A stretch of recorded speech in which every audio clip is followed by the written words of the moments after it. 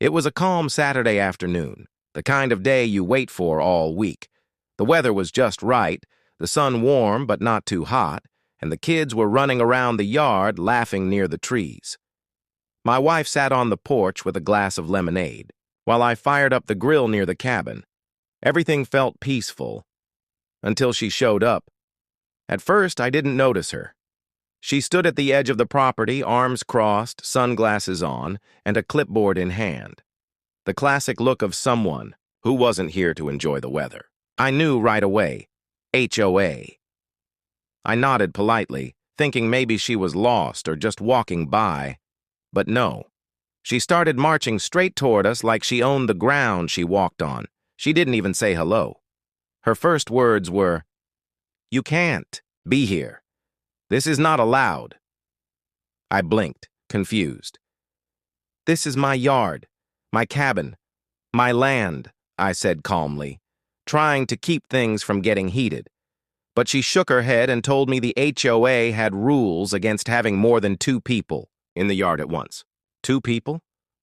That's not just strange, that's insane.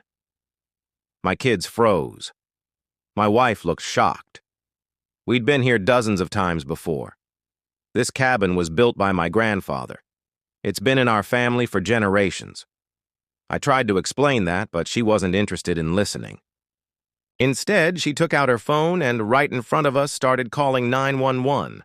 I couldn't believe what I was seeing. She told the dispatcher there were suspicious people on the property. She acted like we were trespassers, like we were doing something dangerous. All while my son held his football and my daughter clung to her stuffed bear. My wife whispered, "This is getting crazy." And I agreed. I stepped forward, not aggressively, just to get between her and my family and said, "Ma'am, we're not leaving. You're calling the police on a family enjoying their weekend, on their own property." Her reply, "Rules are rules. You're violating community guidelines." 15 minutes later, 2 officers pulled up. I could feel my heart pounding. I didn't want the kids to be scared. But how do you explain something like this to a child? That someone can call the police on you for playing in your own yard? The officers stepped out, calm but alert. She ran to them and started talking fast, pointing at us, waving her clipboard. One of the officers held up a hand and asked her to slow down. Then he turned to me and asked for ID. I gave it to him, and he walked off with it. Meanwhile, the other officer walked around, looked at the property, and even smiled at my kids. Phew. Minutes later, the first officer came back and said, "You're the owner. Everything checks out." I nodded, still keeping my cool. Then came the moment I didn't expect. The officer turned to her and asked, "Why did you say they were suspicious?" She stammered, saying things about HOA violations and community concerns, but it was clear even the police weren't buying it. The officer said, "Ma'am, this is a private property. If you don't have legal authority to enforce HOA rules, here you can't call 911 just because you don't like how someone is using their land." Her face changed. She went silent. For the first time since she arrived, she looked unsure. They let us be. Told us to enjoy the rest of our afternoon. But as they drove off, she didn't say a word. She turned and walked away, holding her clipboard, like it was a shield. After that, I sat back on the porch. My wife took my hand. The kids went back to playing. The grill was still warm. We made burgers and laughed again. But the feeling lingered. The reminder that sometimes, even in your own home, peace can be interrupted by people who don't know how to mind their own business.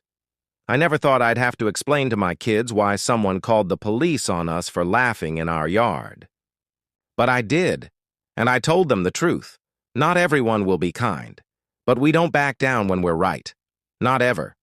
So if you believe in standing your ground, if you've ever dealt with people who tried to push you off your own path, or if you just love real stories that speak the truth, then this is the place for you. Hit that subscribe button and join us here at QZ Stories, where every story matters and every voice gets heard. Days passed, but the incident stayed with us like an unwanted shadow. Every time my kids asked if that lady would come back, I had to reassure them, not just with words, but with presence. We planted a new tree near the picnic spot that weekend, a symbol of standing strong. My wife named it Peace, and we promised each other this: no one, not an HOA, not a stranger, not even fear, would take away the comfort we've built here.